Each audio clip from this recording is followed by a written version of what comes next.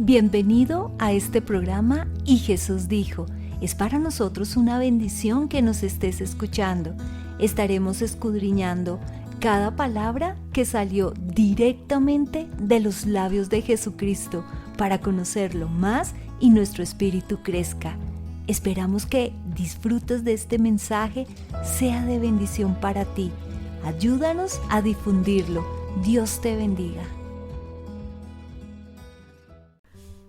Recordemos que Jesús nació en Belén de Judea, pero sus padres y él tuvieron que salir huyendo hacia Egipto por causa de la orden que impartió Herodes de acabar con la vida de todos los niños menores de 2 años, teniendo que permanecer allí hasta la muerte de Herodes. Cuando regresaron, se radicaron en Galilea, concretamente en Nazaret. Allí fue donde pasó parte de su niñez y juventud. Por eso la gente le llamaba Nazareno o Galileo. Cuando iniciamos el estudio de Juan 4, los primeros versículos nos informaron que Jesús estaba teniendo más fama o reconocimiento que Juan el Bautista, y esto empezaba a incomodar a los fariseos. Por ello, emprendió un viaje de Judea a Galilea, realizando una parada de 2 días para enseñar la palabra en Samaria. Cuando llegó a Galilea, se dirigió a Caná, el mismo lugar donde había realizado su primer milagro de convertir el agua en vino en un matrimonio. La razón por la que fue hasta allí lo explica el versículo de Juan 4:44. El profeta no tiene honra en su propia tierra. Esto quiere decir que Jesús sabía que no iba a tener reconocimiento o fama en el lugar donde se crió. Las personas que lo vieron crecer como amigos y familiares lo veían como un joven igual a ellos. Por eso no fue tan apreciado. Aunque el versículo 45 de este mismo capítulo nos dice que los galileos recibieron al Señor, no quiere decir que lo hayan recibido como el Mesías prometido o que ellos tuvieran la fe salvadora en sus corazones. Simplemente lo hicieron porque habían estado en Jerusalén y lo vieron obrar muchos milagros y ellos buscaban uno, situación que no desconocía al Señor porque, como el apóstol Juan lo escribió en Juan 2:24, Jesús mismo no se fiaba de ellos porque conocía a todos. Tristemente, aún muchos se acercan al Señor en búsqueda de un milagro, una respuesta, por un problema económico, familiar, laboral, académico, es decir, solo por interés. No quiero decir que al Señor se le haya cortado su brazo y no pueda hacer milagros. Obvio que no. El Señor sigue siendo el mismo de ayer, hoy y siempre. Sigue siendo poderoso, que hace de lo imposible posible. Pero nunca debe ser una motivación seguir a Cristo a cambio de un milagro. Cuando esto pasa, lo más seguro es que terminan alejándose al no recibir lo que esperaban. A Jesús no le podemos engañar. Él conoce cuáles son las intenciones de nuestro corazón, si le seguimos por interés o porque le amamos. El santo Job, cuando perdió todo lo que amaba, llegó a decir en medio de su dolor las siguientes palabras que están en Job 1:21. Desnudo salí del vientre de mi madre, y desnudo volveré allá. Jehová dio y Jehová quitó, sea el nombre de Jehová bendito.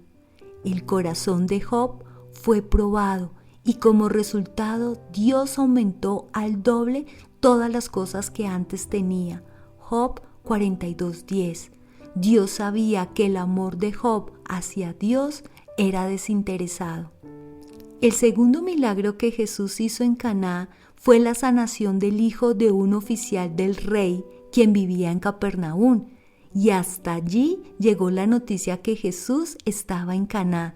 Tal vez este oficial conocía a Jesús porque lo había visto obrar milagros, y al ver a su hijo tan enfermo, decidió ir a buscarlo a pesar que estaba a 25 kilómetros de distancia. Los que somos padres podemos entender que un padre o una madre haría lo que fuera por un hijo.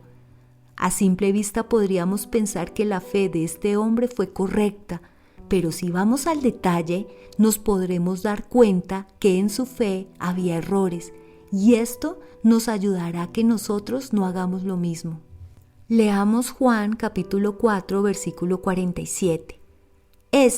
Cuando oyó que Jesús había llegado de Judea a Galilea, vino a él y le rogó que descendiese y sanase a su hijo que estaba a punto de morir. En este versículo vemos que este hombre limitó el poder del Señor. Pensó que Jesús tenía que ir hasta su casa para sanar a su hijo, muy diferente a la fe del centurión que maravilló a Jesús, descrita en Lucas 7 del 1 al 10, quien rogó por la sanidad de su siervo y que solo le bastó la palabra del Señor para creer que su siervo fuera sano. La respuesta del Señor no es una reprensión solo para él, sino para los que estaban escuchando, incluso para todos los que no creen sin ver. La encontramos en Juan 4:48. Entonces Jesús le dijo: si no vieres señales y prodigios, no creeréis. A Jesús le desagrada que nuestra fe esté basada en milagros y no en lo que Él es y en el poder de su palabra. En cambio, se complace cuando le creemos primero. Esto mismo le pasó a Tomás. Luego que los discípulos le habían dicho que vieron a Jesús resucitado, él no creyó.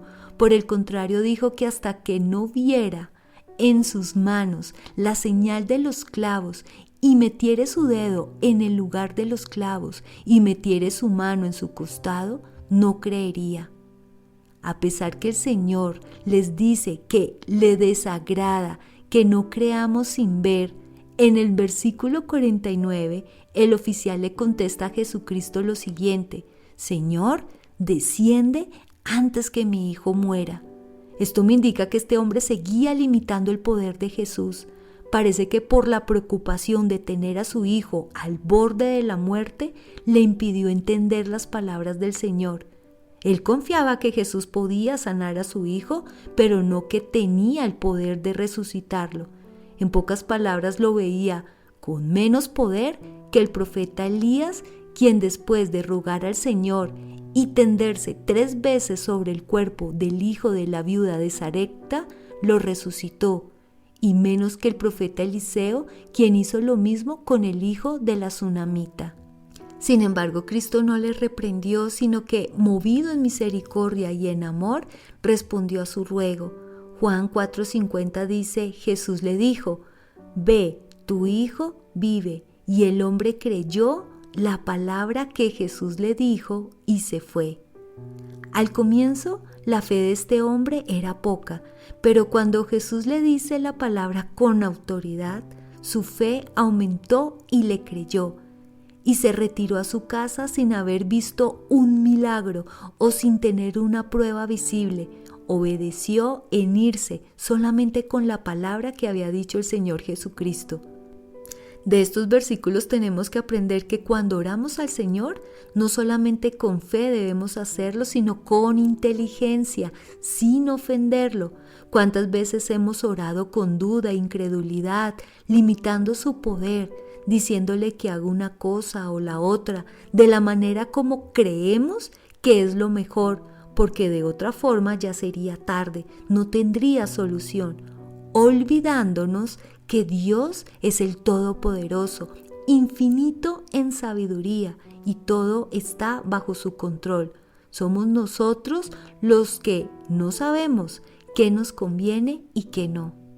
Cuando el oficial estaba llegando a su casa, salió a su encuentro sus siervos para contarle la buena noticia que su hijo vivía.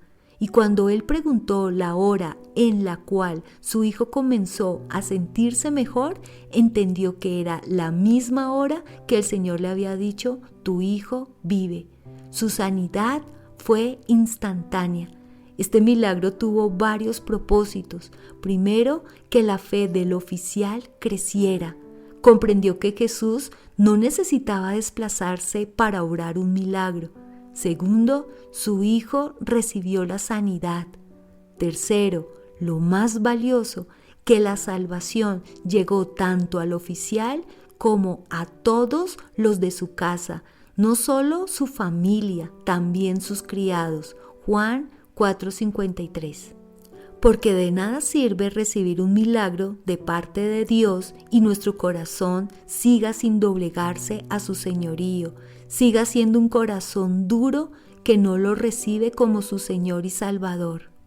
Querido oyente, cuando este oficial escuchó decir a Jesús, «Ve, tu hijo vive», el hombre creyó en la palabra de Jesús sin ver ningún milagro, solo creyó y vino la respuesta.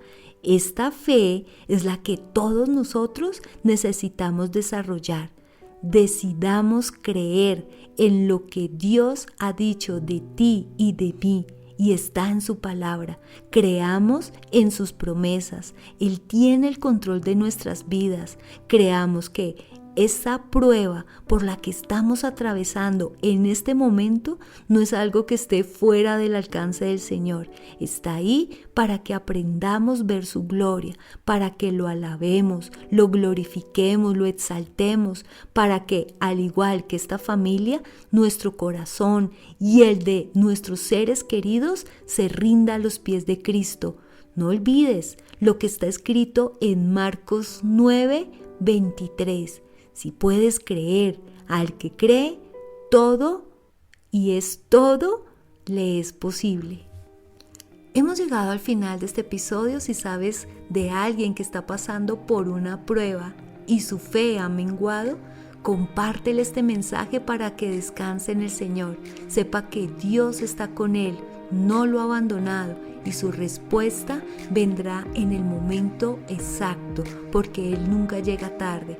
Anímalo para que persista en la oración y no deje entrar en su corazón la duda y la incredulidad. Le ruego al Señor, como lo hizo el apóstol Juan, que seas prosperado en todas las cosas, que tengas salud, así como prospera tu alma. Recuerda, si Dios está contigo, eso es suficiente. Bendiciones.